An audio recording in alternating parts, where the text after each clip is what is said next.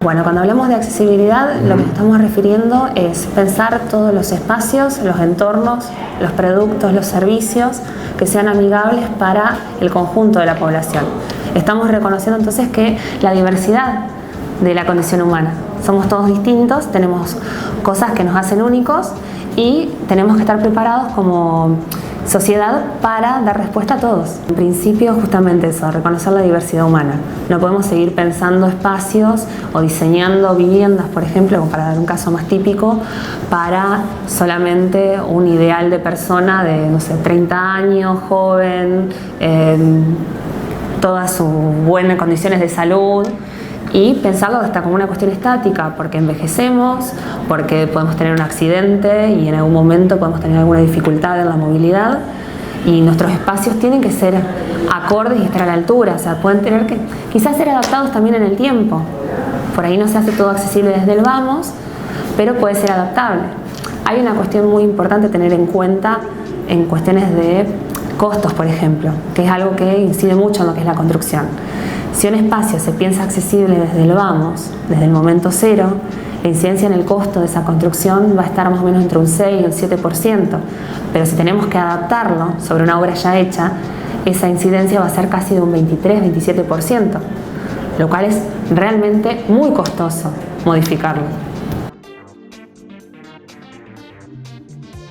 Y obviamente que esta nota la hicimos previo a la situación de emergencia sanitaria, por eso estuvimos charlando en persona con la arquitecta Cecilia Bonino. Le preguntamos ahora a ella cómo estamos en Entre Ríos en este sentido, en lo que tiene que ver con la accesibilidad. En cuestiones de normativa tenemos una normativa muy rica referida a lo que es la accesibilidad.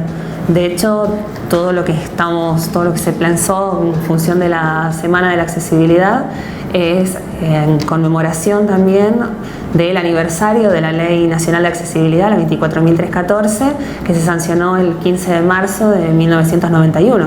Ya es una ley que es bastante antigua incluso. Estamos con algunas ideas para ver qué se puede para ir actualizándola. Tenemos normativas provinciales, tenemos normativas locales. O sea que lo que estamos tratando de trabajar, y eso es interesante que se asume en los colegios profesionales, en particular el Colegio de Arquitectos, es en cuestiones de hacer más conocida, en difundir la normativa vigente, que los colegas sepan de qué se trata, que empecemos a pensar que ya no es una cuestión de ser más solidarios, hacer algo accesible o ser más inclusivos, sino que ser responsables, respetuosos de la ley y hacernos cargo de una responsabilidad profesional que tenemos, que es hacer los entornos que sean habitables para quienes los usen, que las escuelas sean accesibles y que la cuestión de que una escuela no tenga condiciones básicas de accesibilidad, estamos hablando de cuestiones de ingreso, cuestiones de baños, no sea un impedimento para que los niños puedan educarse, ¿sí? No generar barreras dentro de la sociedad a través de esas cuestiones que se pueden resolver. La cuestión, digamos, de la accesibilidad, más que un derecho, es una herramienta, es una llave que abre la puerta a otros derechos. Y eso es algo que tenemos que tenerlo muy en claro. Y sin duda que en los últimos años se vieron muchas modificaciones en las legislaciones, en los códigos urbanos. Hay un avance claro en ese sentido en lo que tiene que ver con la accesibilidad. Pero todavía falta mucho de ver reflejado esto en los distintos espacios públicos o en los edificios privados de acceso público, por ejemplo en las instituciones bancarias. Pero ¿quién controla esto? ¿Quién controla que se cumplan con los criterios de accesibilidad en nuestra ciudad? Y en primera instancia el control lo tienen los propios municipios, que son quienes tienen la potestad sobre lo que es la construcción, tanto pública como privada. Así que en principio es cuestiones de la mayoría de los municipios entrerrianos tienen normativas que son referidas a accesibilidad. Código de edificación de la ciudad de Concepción del Uruguay, por ejemplo, ese es uno de los más viejitos, de los que incorporan la accesibilidad dentro del cuerpo normativo, que no lo tienen como un párrafo, un parte o un anexo. El Código de edificación de la ciudad de Paraná, recientemente en vigencia, también incluye la accesibilidad dentro de su cuerpo normativo, deja de ser solamente una ordenanza aparte que se tiene que consultar. O sea, ¿a qué estoy hablando? Cuando se habla de puertas, ya hablamos de cuánto es el ancho de las puertas. Si hablamos de pasillos, ya decimos cuáles son los pasillos y cuáles son los anchos que deben tener para que sean accesibles. ¿Cuál es la pendiente adecuada para que una rampa sea una rampa y no un tobogán? Porque eso es algo que se ve mucho.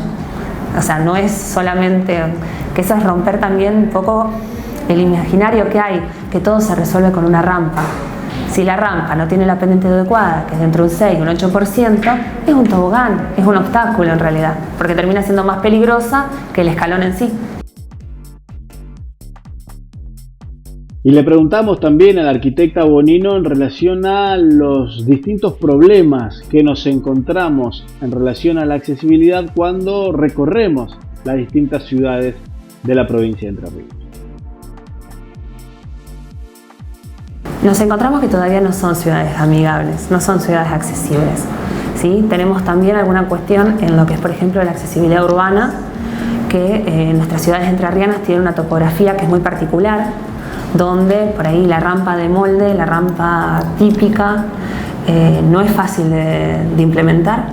Dentro de la misma ciudad de Paraná no es lo mismo diseñar un vado, un cruce peatonal con rampa en el centro, dentro de bulevares, que fuera de bulevares, donde la diferencia entre calzada y la vereda estamos hablando de quizá 1 metro, 1,5 metros. Entonces ahí una rampa tradicional es inviable, porque la verdad que el desarrollo implicaría, no sé, 3, 4 metros de rampa para poder cruzar la calle. Entonces ahí tenemos que empezar a pensar, rediseñar. Por eso es interesante que trabajar con la comunidad, con las personas con discapacidad, porque hay algo que es fundamental y no tenemos que olvidar, que está vigente la Convención sobre los Derechos de las Personas con Discapacidad, que plantea como lema: nada sobre nosotros y nosotros. No podemos pensar cómo vamos a hacer esos espacios sin que el usuario participe.